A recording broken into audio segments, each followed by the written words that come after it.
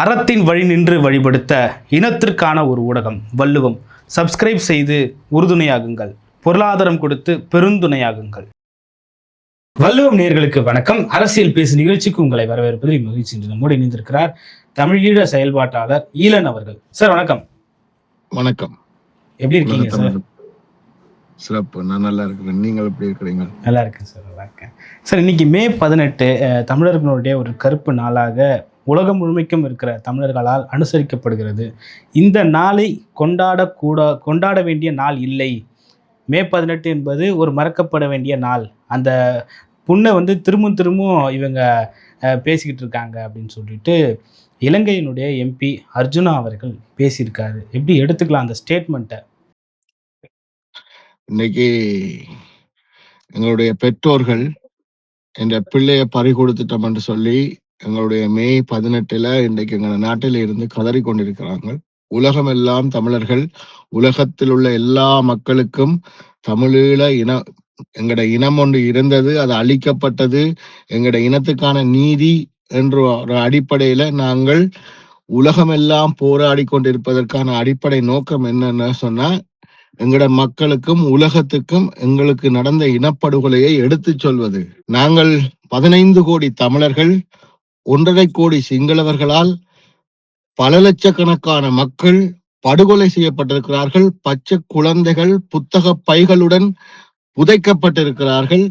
இந்த மாபெரும் இனப்படுகொலையை உலகத்துக்கு எடுத்து சொல்வதற்கான ஒரு அரசியலை செய்வது என்பது புண்ணை நோண்டுவது என்றால், நாங்கள் புண்ணை ஆத்த வேணும் என்றால் புண்ணை நோண்டத்தானே வேணும், புண்ணை சுத்தம் செய்யத்தானே வேணும். புண்ணை நாங்கள் எங்களுக்கு தேவை புண்ணை ஆற்றுவது. இது புண்ணை நோன்றது இல்லை, இது ஒரு இனப்படுகொலைக்கான நீதி. இதை ஒரு புண்ணோடு ஒப்பிட முடியாது. இது பச்சை படுகொலை, இது ஒரு மரண ஓலம். 1,75,000 பேர்களுடைய மரண ஓலம் மட்டுமல்ல, மொத்தமாக 5 லட்சம் தமிழர்கள் கொலை செய்யப்பட்டிருக்கிறார்கள் இலங்கையில. கடந்த 75 ஆண்டுகள்ல திட்டமிட்ட அடக்குமுறையால, சிங்கள அரச பயங்கரவாதத்தால, சிங்கள தீவிரவாதிகளால கொலை செய்யப்பட்டிருக்கிறார்கள் தமிழர்கள் என்றதை நாங்கள் உலகத்துக்கு எடுத்து சொல்லாம, தமிழ் மக்களுக்குள்ள, எங்களுடைய தமிழர்களுக்குள்ள நாங்கள் எடுத்து சொல்லாம வேற யார் எடுத்து சொல்றது? அந்த அரசியலை தாண்டிய ஒரு அரசியல் இன்று வாழக்கூடிய தமிழர்களுக்கு கையளிக்கப்பட்டிருக்கிறதா? இருக்குதா? இந்த இன அழிப்பு, இந்த இனம் அழிக்கப்பட்டிருக்கிறது. 70,000 பலஸ்தீனியர்களுடைய மரணம் இன்று உலகத்தின் மாபெரும் பேசுபொருளாக இருக்கிறது. அதை விட குறைந்த காலகட்டத்தில் கொலை செய்யப்பட்ட 1,75,000 மக்கள் கொலை செய்யப்பட்ட இனப்படுகொலை இன்றைக்கு பேச வேண்டாம் என்று, அதை பேசுவேன் என்று சொல்லி ஓட்டு வாங்கி வந்த அர்ஜுனா மாதிரியான தமிழர்கள் அவரை மதிக்கல. அர்ஜுனா மாதிரியான ஒரு ஈனத்தனமான அரசியல்வாதிகள். அவருடைய பிரச்சனை என்னன்னு சொன்னா, தான் ஒரு பேசுபொருளாக இருக்கணும் என்ற ஒரு அடிப்படையில அவருடைய அரசியல் நிகழ்வுகளை செய்கிறார். அவர் தமிழர்களை அவரை செருப்பாக கூட மதிக்கல. அவரை செருப்பு கூட மக்களை பாதுகாக்கக்கூடிய அரசியலை செய்து இன்று இந்த இனப்படுகொலை சார்ந்து இங்கே புண்ணை நோண்டாதீங்க என்று சொல்றவர்கள் எத்தனை ஊடகங்களை சந்திச்சிருக்கணும், எத்தனை அரசியல் நிகழ்வுகளில் பங்கு பெற்றிருக்கணும், எத்தனை சர்வதேச நாடுகளோட பேச்சுவார்த்தை நடத்தியிருக்கணும், சர்வதேச நீதி கோரி என்ன செயல்பாடு செய்திருக்கணும். அந்த மக்களின் பிரதிநிதிகள் நின்று புண்ணை நோண்டாதீங்கன்றாங்க. இதை விட ஒரு மானங்கட்ட அரசியலை தமிழீழ அரசியல்வாதிகள் செய்ய முடியுமோ? தமிழனா போய் தமிழீழ இனம் அழிக்கப்பட்டதை பேசாதீங்க என்று சொல்றதை விட ஒரு கேவலங்கட்ட அரசியலை ஒரு கேவலமான பிறப்புகளால மட்டும்தான் செய்ய முடியும். அதை எங்கட மக்கள் பணத்துல சம்பளம் வாங்கி மக்கள் பணத்துல வாழ்ற, மக்கள் பணத்துல பெட்ரோல் அடிச்சு கொண்டு திரியிற எங்கட வேலைக்கார நாய், எங்களுக்கு வேலை செய்கிறோம் என்று சொல்லி தன்னை அடையாளப்படுத்தி கொண்டு அவருடைய வேலையே எங்களை பிரதிநிதித்துவப்படுத்துறத, அந்த வேலை செய்யாம அந்த வேலையை செய்யாதீங்க செய்யக்கூடிய தமிழர்களை பார்த்து இங்க பாருங்க, இந்த இனப்படுகொலையை எங்களுடைய நாம் தமிழர் கட்சியில் இருக்கக்கூடிய சீமானன்னா இன்றைக்கு தமிழர்களுடைய பேசுபொருளாக மாற்றி அமைச்சு இன்றைக்கு மாபெரும் பொதுக்கூட்டங்கள், உலகத்தில் உள்ள எல்லா தமிழர்களுக்கும் விழிப்புணர்வை ஏற்படுத்தி கொண்டிருக்கக்கூடிய நிகழ்ச்சிகளை செய்கிற அரசியலை செய்யாதீங்கோ என்று சொல்ற ஈனங்கட்ட வார்த்தைகள் வருகிறது இல்லை சகோதரமே.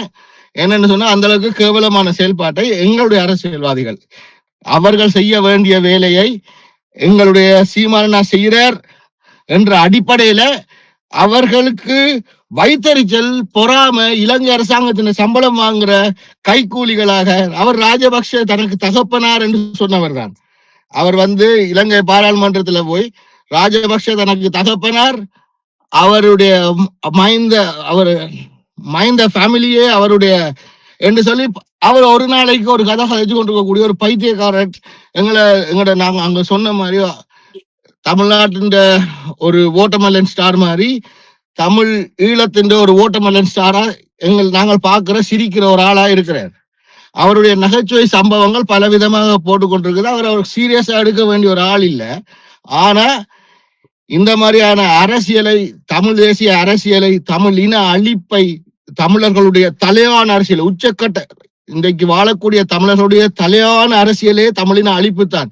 ஏன்னு சொன்னா எதிர்காலத்தில் இருக்கக்கூடிய தமிழர்கள் பாதுகாக்கப்படணும், அவர்களுக்கு இந்த நிலை வரக்கூடாது, இன்னொருக்கா எங்களுடைய இனம் பலியாக கூடாது, அதை பாதுகாக்கக்கூடிய நீதி தேடிய அரசியலை செய்ய தாண்டிய அரசியல் தமிழர்கள்ட்ட இல்ல. அந்த அரசியலை அவர் செய்ய தவறுறார். அதை செய்யாம அதை மூழ்கடிக்கிற மறக்கடிக்கிற வேலையை செய்யறார். புண்ண நோண்டாதீங்க என்று சொல்றது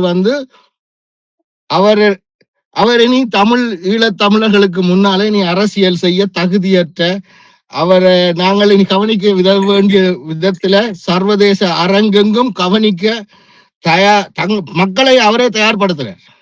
அவருக்கு அதுதான் அவருக்கு ஒரு பெரிய பின்னடைவா ராமநாதன் அர்ச்சுனாவுக்கு இப்ப அவருடைய சரிவும் அவருடைய அழிவும் எங்கட கண்ணுக்கு முன்னால தொடங்கி இருக்குதுன்றதை நாங்க பாக்குறோம். இப்ப எங்களுடைய வழிகளை வைத்து வியாபாரம் பாக்குறாங்க சிலர் அப்படின்னு சொல்லிட்டு நாம் தமிழர் கட்சியை சொல்றாரு. ஒருபொழுதும் இங்க ஆட்சியில் இருக்கக்கூடியவர்கள் எங்களோட வழிகளை வைத்து வியாபாரம் பார்க்க நினைச்சதில்லை, ஆனா நாம் தமிழர் கட்சியினர் எங்களோட வழிகளை வச்சு வியாபாரம் பார்க்கறாங்க அப்படின்ற ஒரு விஷயத்தையும் சொல்றாரு.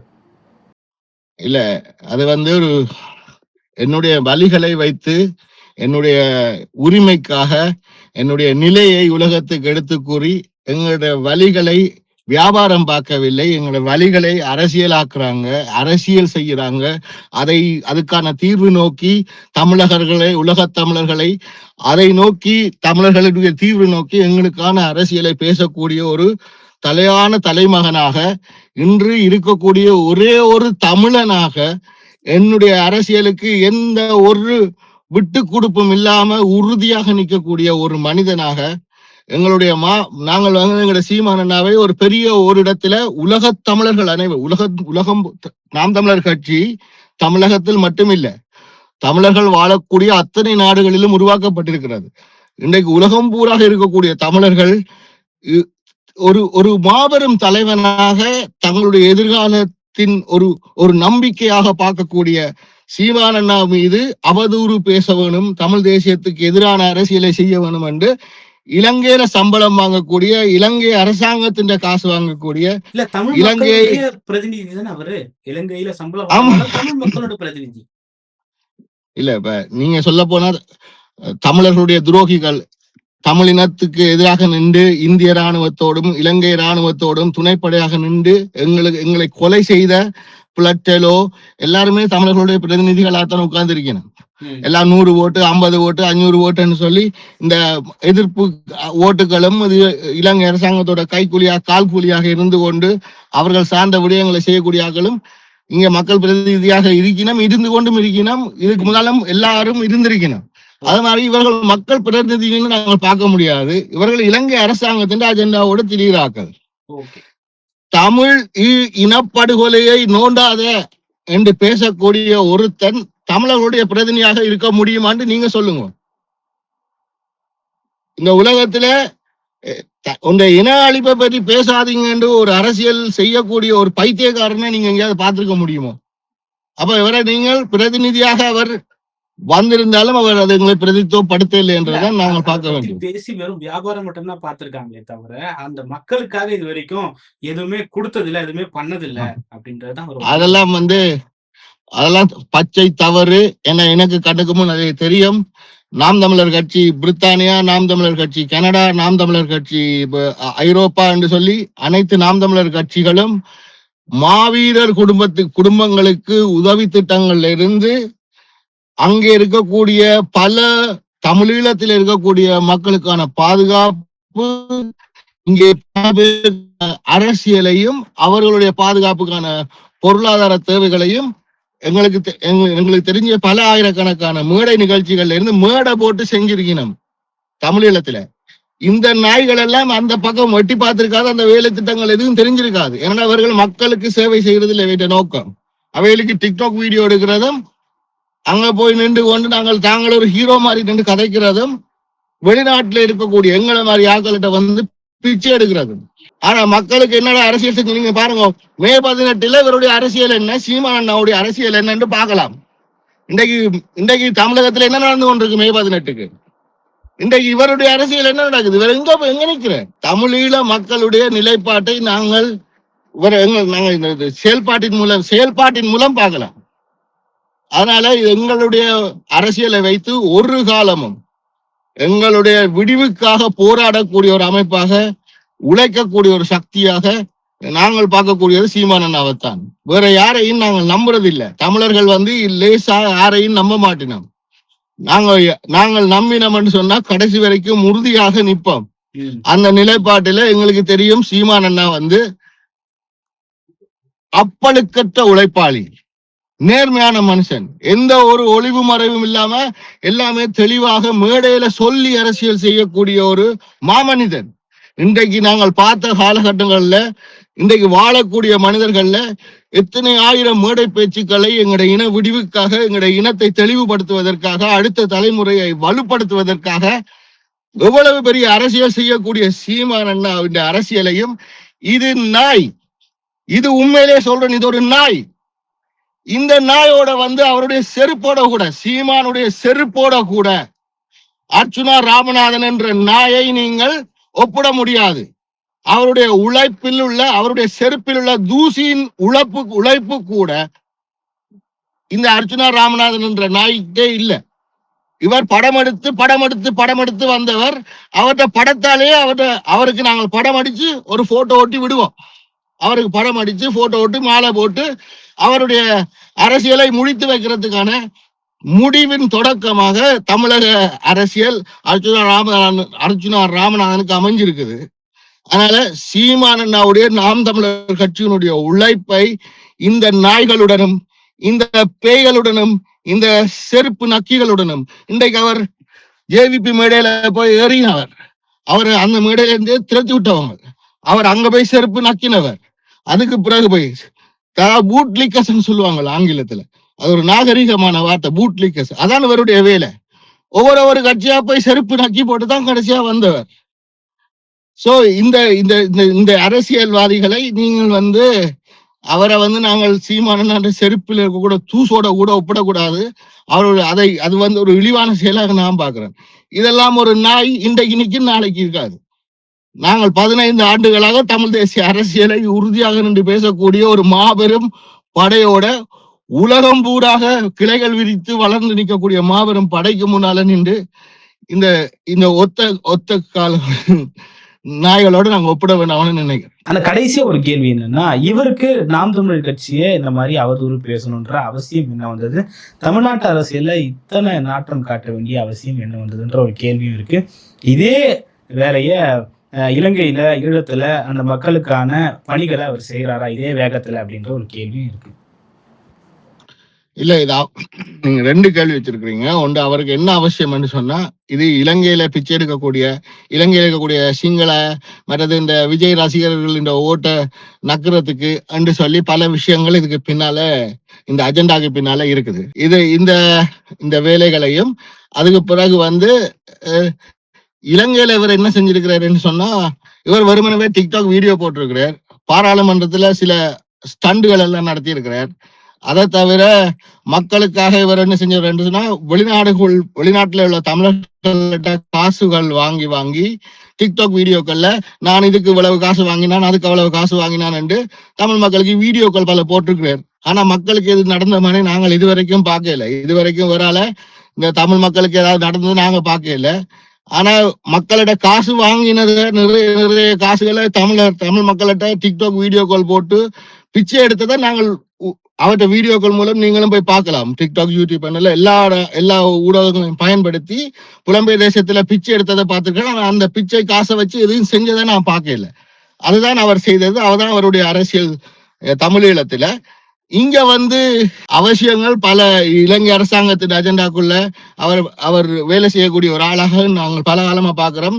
தமிழ் தேசியம் பேசக்கூடிய அரசியல்வாதிகளை இழிவுபடுத்துறதும், தமிழ் தேசிய அரசியலை கேவலப்படுத்துறதும், தமிழ் தேசியம் சார்ந்து வேலை செய்யக்கூடிய எங்கள் தமிழ் தேசிய மக்கள் முன்னணியிலிருந்து அனைத்து தமிழ் தேசிய தளங்கள்ல இருக்கக்கூடிய அனைவரையும் இழிவுபடுத்தக்கூடிய ஒரு இழிவான பிறப்பாக இந்த செருப்பு நக்கியை நாங்க பாக்குறோம் என்றத தமிழக மக்களுக்கு சொல்லிக் கொள்றோம். எங்களுடைய தமிழ் நாட்டில இன்றைக்கு எங்களுடைய தமிழர்கள் எங்களுடைய தேசிய தலைவரை பார்த்திருக்கிறீங்கள், எங்களுடைய போராட்டத்தை பார்த்திருக்கிறீங்கள், எங்களுக்கு நடந்த இனப்படுகொலையை பார்த்திருக்கிறீங்கள். நாங்கள் இன்னும் அகதிகளாக தமிழகத்துல வாழ்ந்து கொண்டு இருக்கக்கூடிய மக்களாகத்தான் இருக்கிறோம் என்றதை நீங்களும் நேரடியா பார்த்து கொண்டிருக்கிறீர்கள்.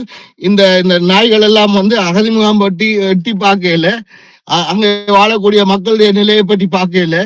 ஆனா இங்க நின்று ஊடகங்களை சந்திச்சு சீமானனாவின் மீது, தமிழ் தேசியத்தின் மீது கரி பூசக்கூடிய ஒரு நிகழ்வை மட்டும்தான் நாங்கள் பார்க்கிறோம். இதே அந்த அஜெண்டா, அந்த அரசியலுக்கு பின்னால் இருக்கக்கூடிய மக்களுக்காக நின்றவன், மக்களை பாதிக்கப்பட்ட மக்கள் 40 வருஷம் 50 வருஷமா முகாமில் இருக்கக்கூடிய மக்களை எட்டி பார்க்காத நாயெல்லாம் என்ன அரசியல் யாருக்காக செய்யறான்ன்றதை இந்த அவன் செயல்பாட்டின் மூலம் மக்கள் புரிஞ்சு கொள்ளணும் என்று கேட்டுக்கொள்ளும். ஓகே, பல்வேறு கருத்துக்களை பகிர்ந்து கொண்டீங்க. மற்றும் ஒரு காலம் சந்திப்போம். நன்றி. நன்றி.